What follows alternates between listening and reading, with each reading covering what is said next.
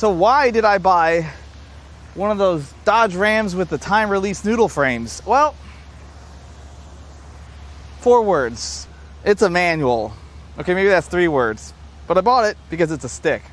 And why have I decided to make a video on this truck? Of all the vehicles I buy, why a second gen Ram with a little bit of weight reduction? Well, because it's fun to drive. It's also an opportunity to show everyone how my business works, at least this part of the business. I get a lot of requests. How do you part vehicles out? How do you inventory cars? I want to see how your model works. Where do you make your money? And I'm not going to tell you everything because, well, I don't have enough memory cards for that. But I do have a Dodge Ram, which is a great tool for this task. I sniped this 99 Ram 1500 off of Facebook Marketplace for $600. I don't usually buy gasoline second-gen Rams. I don't usually buy second-gen Rams at all. Most of them were killed during the Cash for Clunkers era, which is a real shame. And the rest of them look like, well, they get lighter every single day. This one, though, it's only got 210,000 miles on it. It's barely broke in. I mean, it's broken.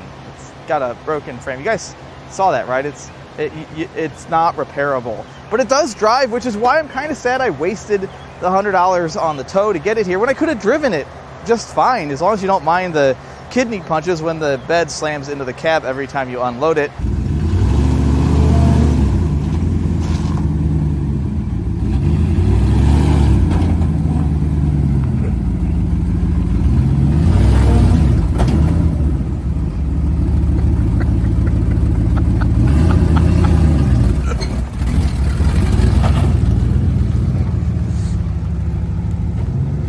So in this video, we're going to kind of show some of the testing procedures, some of the things that I do with a vehicle like this, how I inventory it, and how I'll do on my investment, because you guys like to see that stuff, or at least I've been asked to show that stuff, so that's what we're going to do today. I would say the interior of this Ram is in better than average condition, and the reason I say that is when you get in here, the broken dash still has all of the pieces in their correct spot, and that is really rare for a second-gen Ram. Normally this is just a Grand Canyon of plastic shards and dust.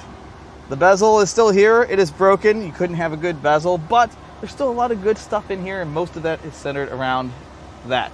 Let's pop the hood. Let's pop the, is it popped already? Is it broken? Can I get in there? This was a good deal. It was a good deal, I think. I hope. It's got a little oof in the front, which is fine. I didn't really plan on selling anything off the front of it. Under the hood, we have our 5.2 liter V8. Thank God it's not a 3.9 because I'd never sell it. The 318s like this 5.2 liter are really hard to sell anyway, especially with 200K on them. These engines don't really go bad. But there's still a lot of really good parts under here, like the engine harness and the engine control module and the so I'm hoping I can sell this engine cheap enough to get a core, which I've never had a 5.2 or a 5.9 on the channel, so hopefully I can get a blown up core to tear down. But there's the money right there. And the most important part of this is not so much that it is got a computer that I can sell, which is probably worth about 150, 200 bucks. It's the fact that I can use this truck to test some computers. Let's pull this thing in the shop so we can get a better look.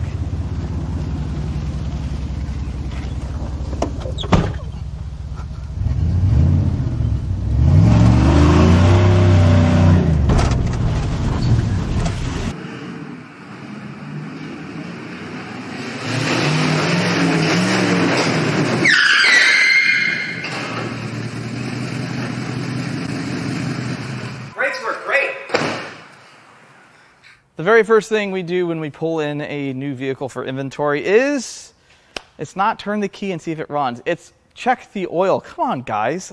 How many times have I said this on the channel? You got to check your oil all the time. I mean, not all the time unless you have a Subaru. Then it's all the time.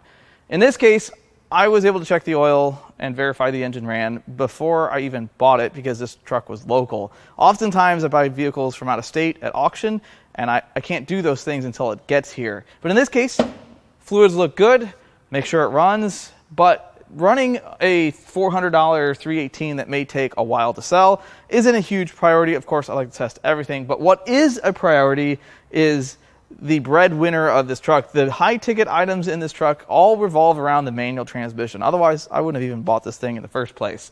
So I like to test everything.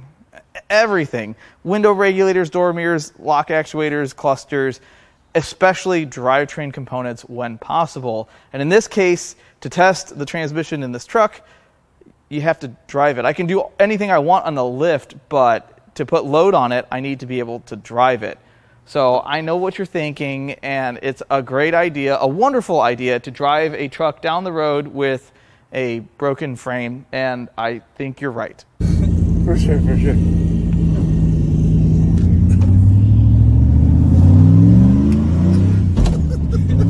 It's so violent. It's so violent. Why is it so violent?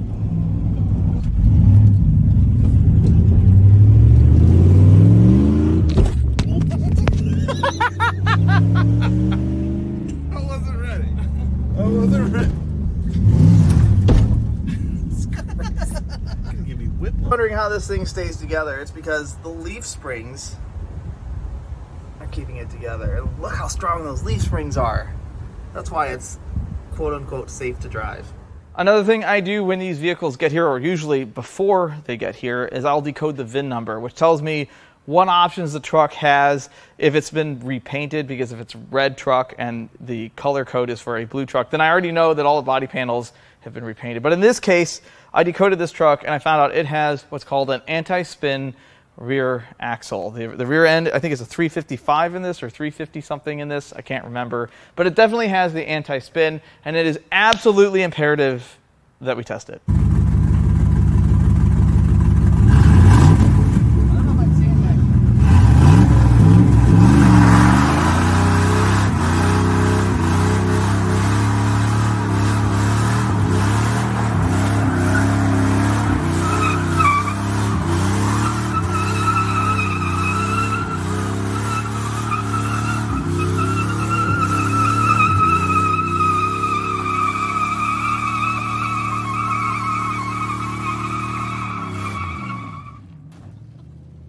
Another thing we do is we grade the sheet metal. So anything that's not usable usually gets an X.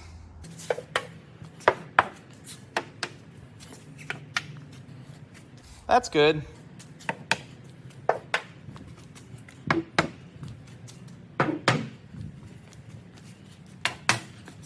Could it be?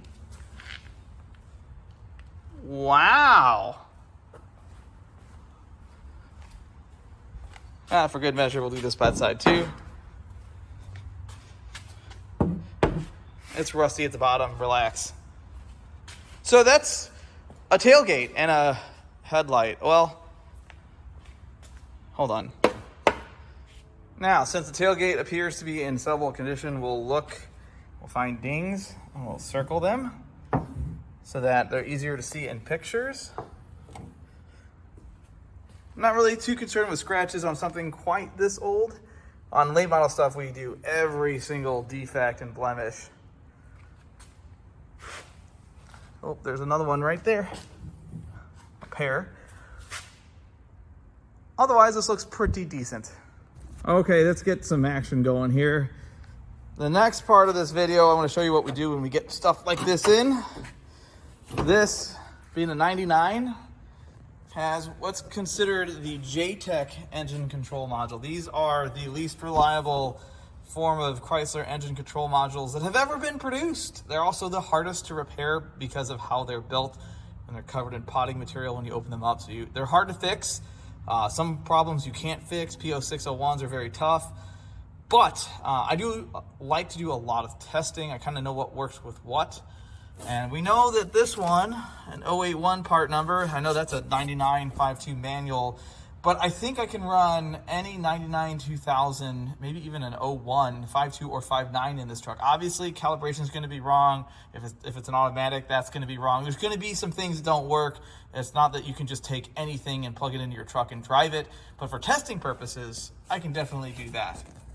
So earlier today, I got my core bin of, well, one of 3 core bins of Chrysler computers down. I have 3 of these boxes, and for you that are in the industry, this seems like a ridiculous number of them, but I've been doing this for a long time.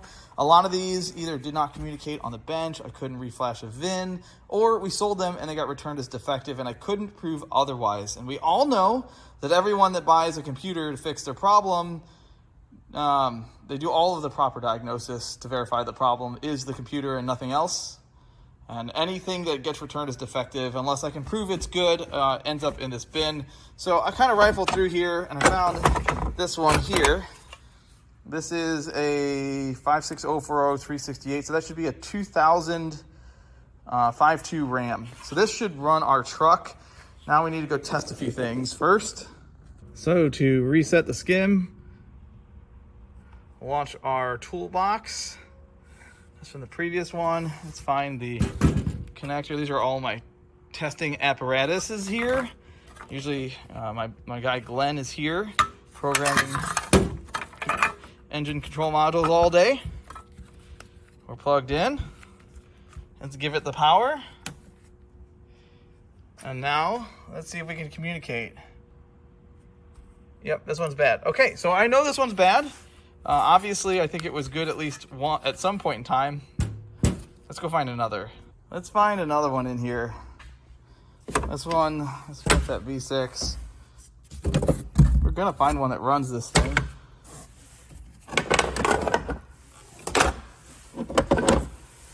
And I have several bins that I need to go through to get all these out, so I don't think that a 330, that's a 02 or 03 Durango 5.9. That's a really expensive one, like a $300 computer. I'll set that one aside. I don't know if that'll run the truck. Here's a 98 RAM, but it's got some dents on the back of the case. We'll come back to that. Let's see what else we can find. We're gonna do multiple here. Another 545. I wonder what those are. Here we go. 56040 It's a 99 RAM 5. This should be a 5.2 or 5.9 automatic. That'll do it.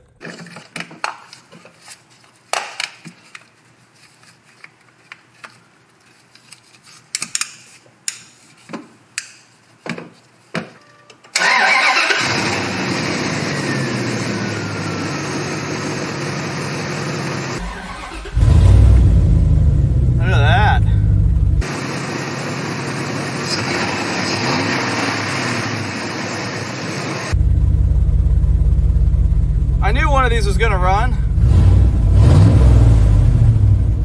So just because it's running doesn't mean that this is good. There's more to the story. These things control a lot of other parts.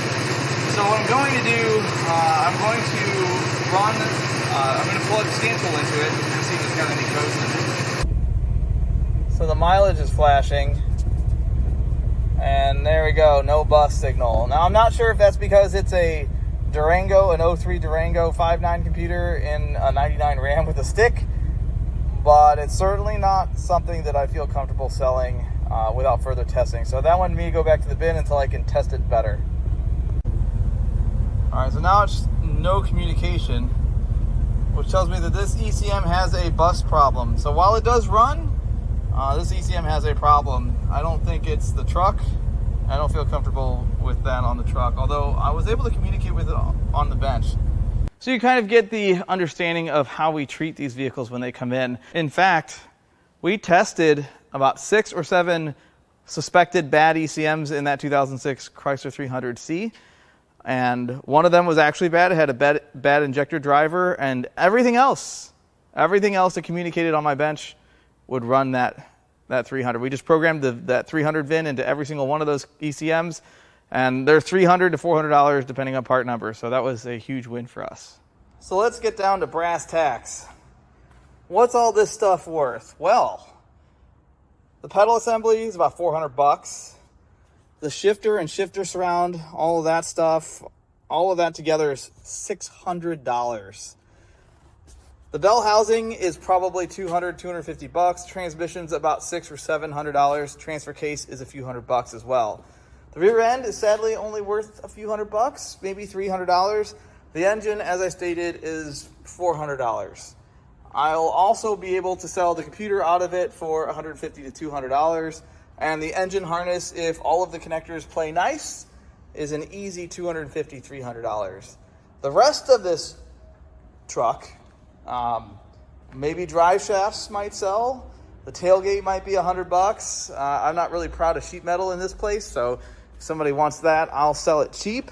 And then it'll scrap out. It has aftermarket catalytic converters, which are not worth a whole bunch. And the wheels will scrap out because I don't think anybody's buying these wheels. And I'll probably get about $200, $225 in scrap steel when I crush this thing. So all in all, it's a pretty good investment. And let's not even consider how many ECMs will be put back into circulation from this. It may only be a few, but I also have about 1,000 to sort through. It goes pretty quickly. And if I get 5 computers out of that 1,000, which seems like a ton of work, if the average price of these, which right now is about $150 to $200, that's definitely worth the trouble. So once it's inventoried and we decide to dismantle it, sometimes I'll let cars sit so that I can sell parts off of it slowly. But in the case of this Ram, there's really not a lot left once you pull the drivetrain. So we're just gonna pull all the parts that I think I can sell. Once I'm ready to do that, it'll get dismantled like this Grand Cherokee. It'll get some junk thrown inside, which I still got to pull the sunroof glass out of that. And then once that's done, we get all the fluids out. Of course, we get our Freon out. We have a recovery machine, fuel, oil, everything comes out of these vehicles and goes to the appropriate spot. And then it gets drug outside on this giant cart, which I'll show you in a second. And I'll grab it with the loader and I'll make it as flat as I can. This was one of the best purchases I ever made for this shop. This is a baggage cart from the airport. I have 3 of them.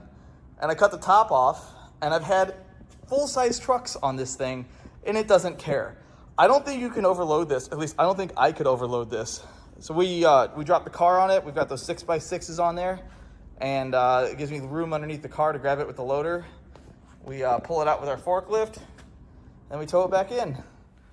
There's a lot of ways to make money in the salvage industry, in the scrap car business, however you want to call it.